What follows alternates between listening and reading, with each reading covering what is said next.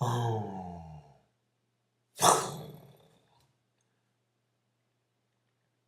Spent 10 minutes trying to like set up and actually tried to describe what this catch-22 is, and I think I failed miserably. So I'm going to try again. All right, it's 23-23. All right. So imagine, all right, sometime in the future, 23 year 23-23.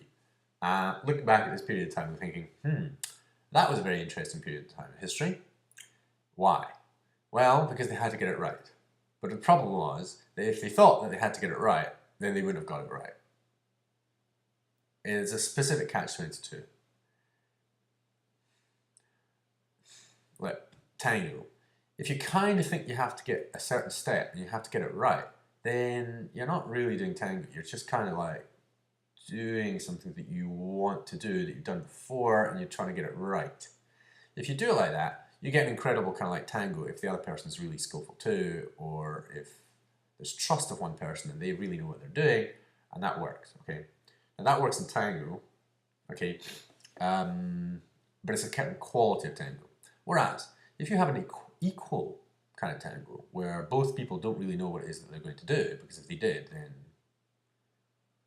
well, then one would be in charge. But if neither of them are in charge, and yet movement's occurring, and one person's kind of like looking out, making sure we're not banging into things and other people, and the other person's really paying attention to the internal kind of like engagement and really kind of connected.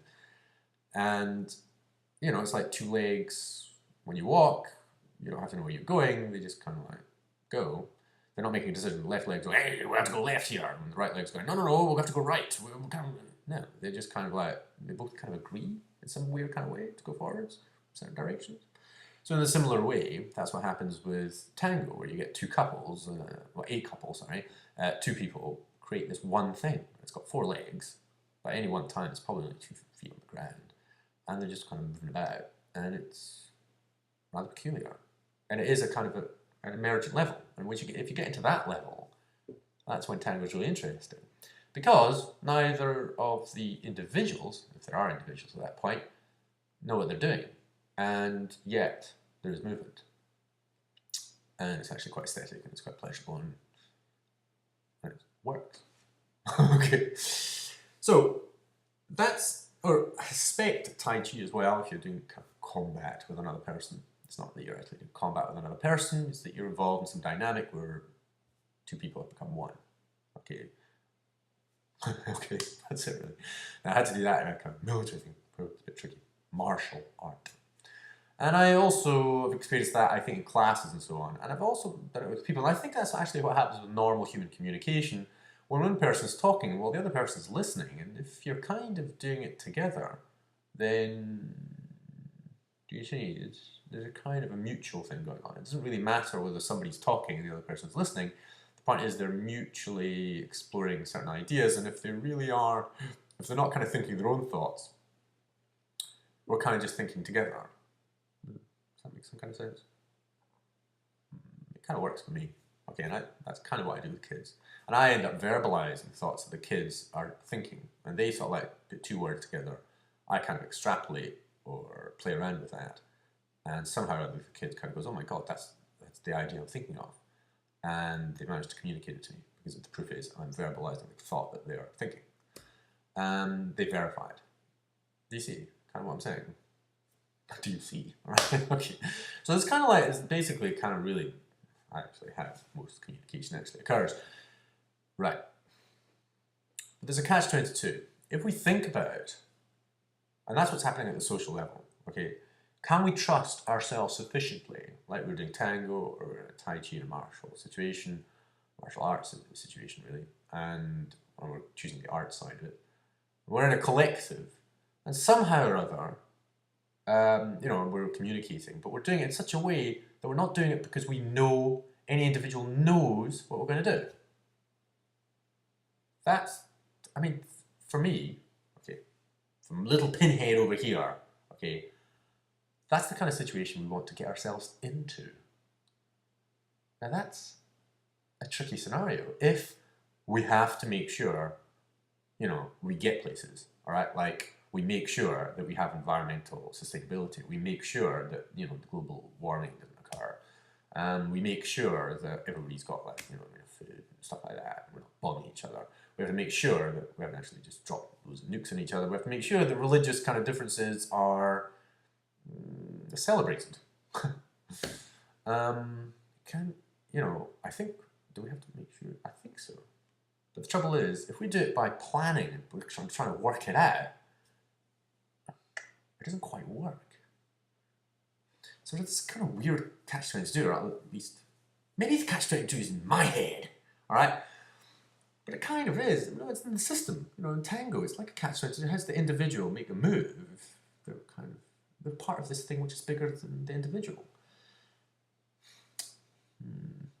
And the traditional way of doing it is you have this kind of trust, and you have somebody who knows, and everybody else kind of follows what the other person knows, and then we kind of like, there's the leaders, all right? Generally, people follow what the leader's saying, and so on and so forth. It's like, okay. We're fairly certain that's not brilliant, all right? So when we have somebody say, I know what to do, we have to go this way, lead on. Oh, okay, well, sure, that's the right way of doing it. Well, I think anybody even vaguely interested in what I'm talking about is probably a bit suspicious of that kind of leadership. But the other form of leadership is that they're just kind of like, the leader is there to reflect back what individuals are doing, the group's doing. That's kind of useful, kind of like leader as a facilitator. Icon, perhaps Gandhi, perhaps Martin Luther King, that kind of, they're just kind of voicing the collective. But that's also quite impressive in a way. But I think that time for that is actually also gone. So we kind of have this kind of catch-22, because if we get it wrong, it's a disaster. Really.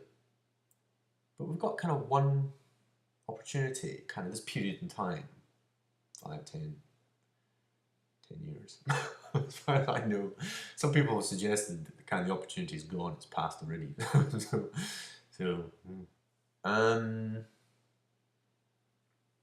A catch-22 is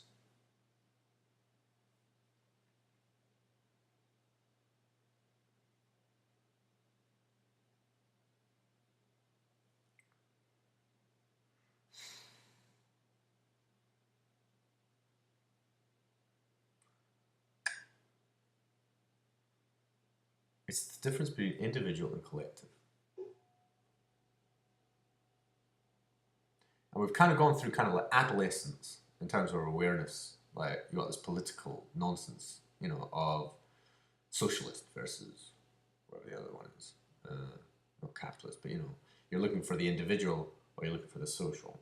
And you're, communism, or you're looking, to satisfy the individual. You think these are opposite things. And you think, well, no, they're obviously both running at the same time. You're celebrating the individual, and you're obviously wanting to take care of the social, making sure that everybody, the whole thing, so that the individuals can enjoy themselves and do good things. And there's a balance there, obviously. But it's a balance at across an emergent level between the individual and the emergent level of the social. And there's a catch-22, and it's specifically in this period now. Because with the Romans and stuff, yes, the world would have been kind of like ruined and they kind of like collapsed and so on and so forth, but it didn't actually pull the world down. It didn't actually destroy the actual physical environment, whereas we're kind of doing that, So if we kind of go down, we're kind of taking quite a lot of stuff down with us, which is not so brilliant.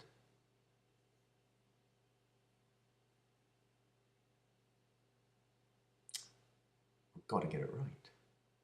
And the tendency, when we think we've got to get it right, is we have to plan a lot so that we get it right, so we know. Whereas,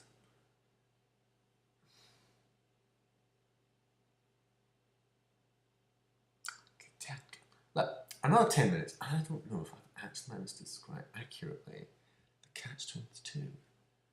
Can you catch what I was talking about? The catch-22 specifically this minute.